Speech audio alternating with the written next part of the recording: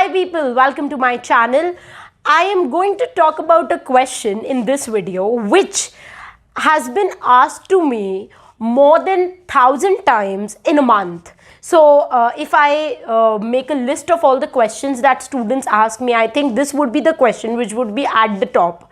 So there have been students asking me that, ma'am, we've never studied research methodology and it doesn't make sense to us. Can we skip it? Then there's another student who is going to ask me next day that, ma'am, we are not good with DI and reasoning, can we skip that?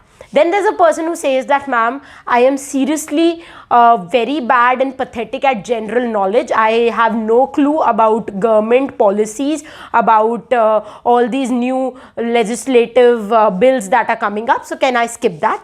Then there's another person who comes up and asks me that, ma'am, when it comes to mathematics, I've been always a very weak student. So ma'am, in paper 1 there is DI and mathematical reasoning. Can I skip that? And for each and every unit, students come up and ask me this question.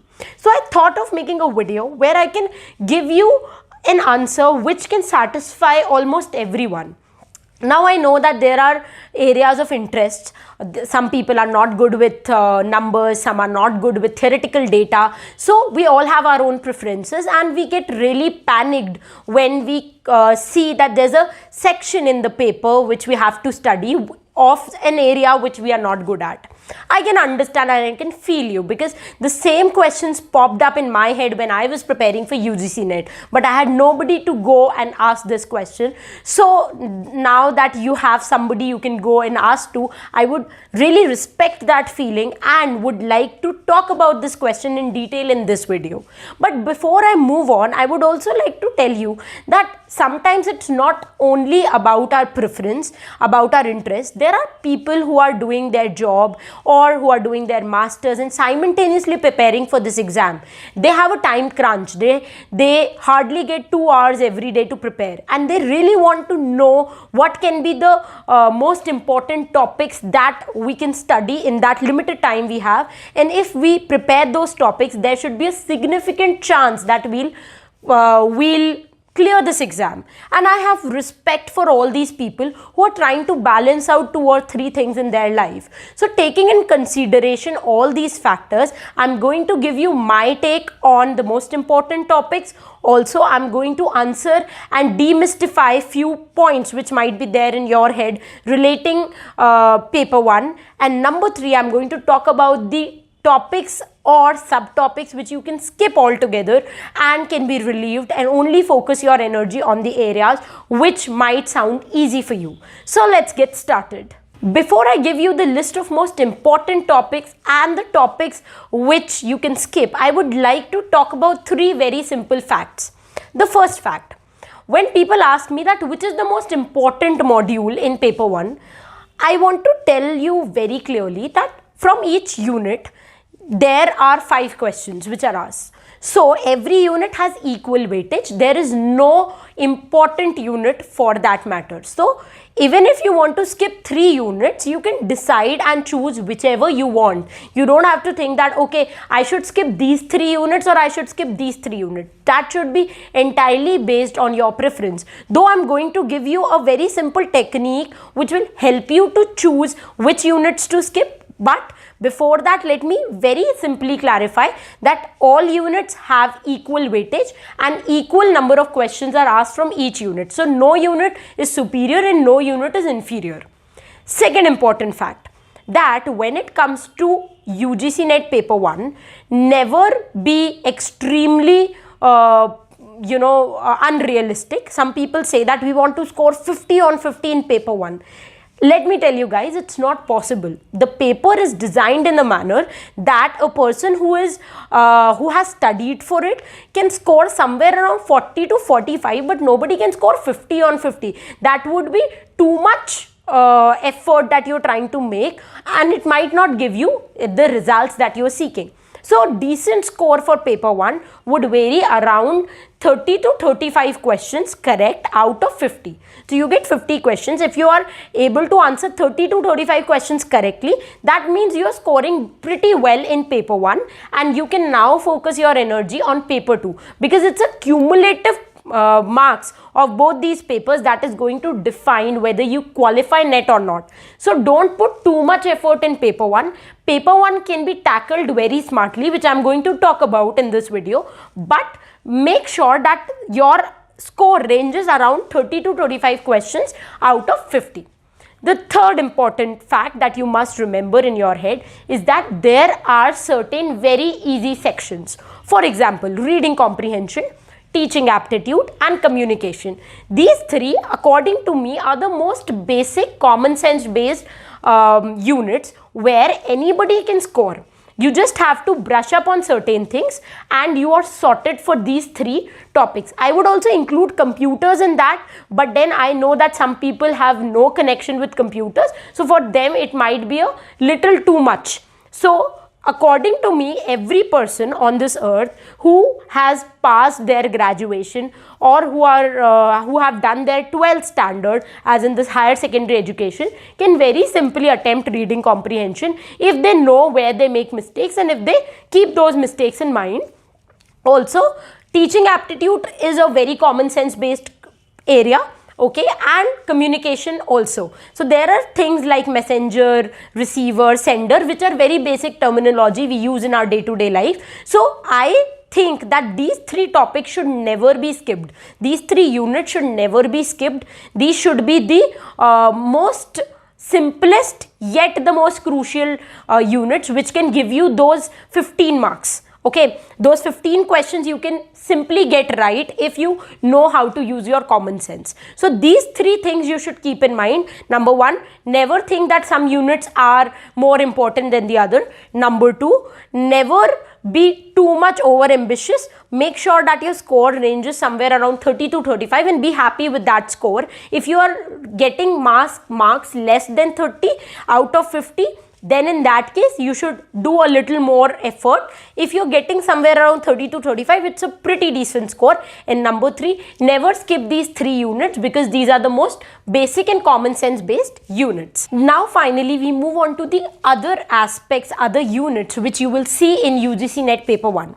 So I have divided them in two categories. The first one is theoretical section. For example, it is going to include topics like people and environment, government and policy, computers and research methodology.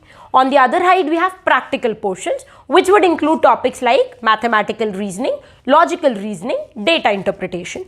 Cool. Now, I would like to tell you very basic thing about all these topics. Be it theoretical or practical, when we first see a question of these topics, we might get very perplexed. We find that it's very difficult.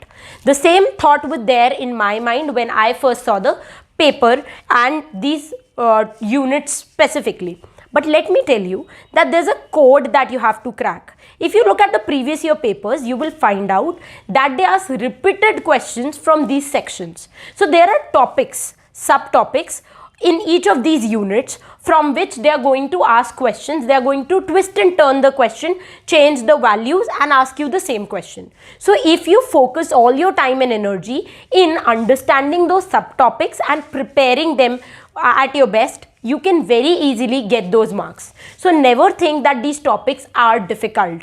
And also my recommendation would be that if you find a topic difficult, it's better to either watch a video or listen to somebody explaining it rather than reading it from a book. Because if we are finding difficulty in a topic, we can never understand it just by reading something. We want somebody to practically explain it to us. So for example, square of opposition is a topic that you will find in reasoning. Now this square of opposition topic, you can study from YouTube very easily. There are more than 100 videos of different educators explaining you square of opposition because it's a topic which comes in every competitive exam.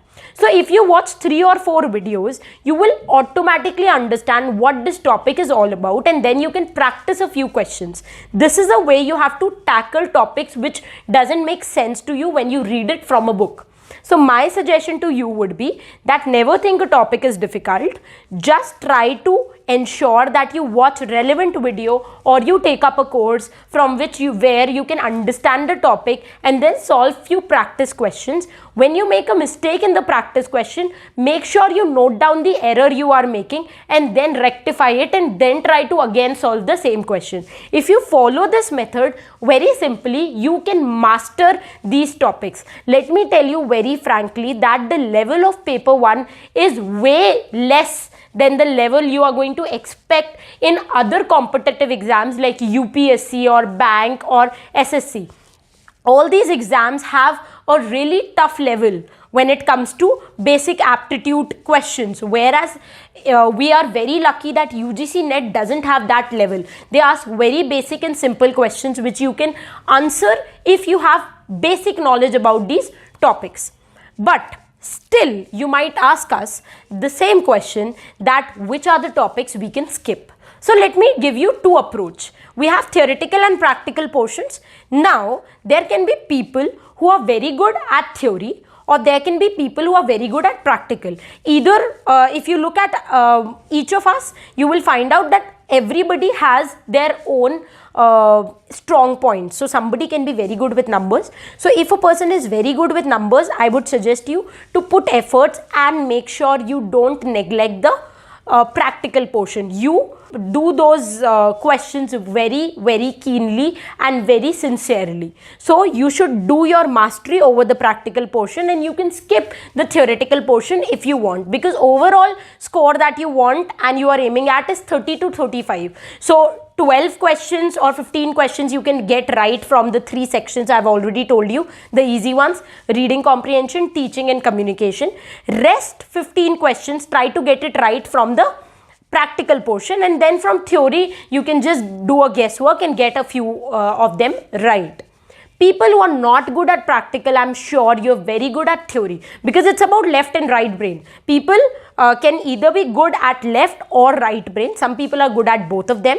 So if you are not good with practical, I'm sure you're good with mugging up theory. In that case, pick up a book and try to understand and associate all the theoretical portions very well in your brain. Also, this is all or none approach. Either you do a unit or you skip it altogether. This is first approach. The second approach that you can take is you go through all these units, you figure out a list of subtopics from which questions are asked, then you pick and choose few subtopics from each of these portions which seem easy to you. For example, I might not be good at reasoning, but blood relations and directions are two areas in which I can easily get marks. I'm good at understanding these concepts. So I might pick and choose these two topics and I might skip all the other ones. For example, permutation and combination I can skip, or maybe Indian logic I can skip. I can pick and choose a few topics from them. Similarly, I might not be good at DI, but I can try to be good at a few concepts of DI, basic concepts like growth rate. I can understand and learn the formula and I can use it if the digits are smaller.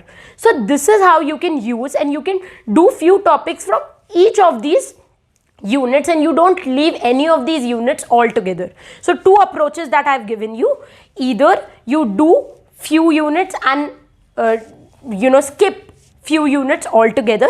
Okay, this is all or none approach.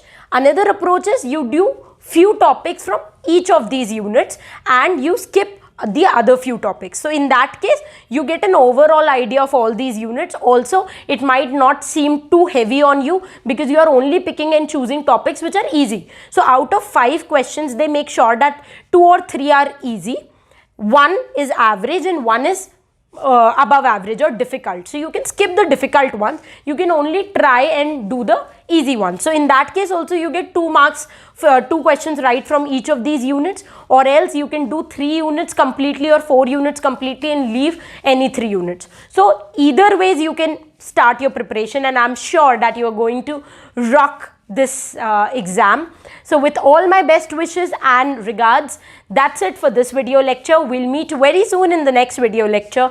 Till the time we meet next, happy learning, keep loving literature and stay tuned to arpitakarwa.com.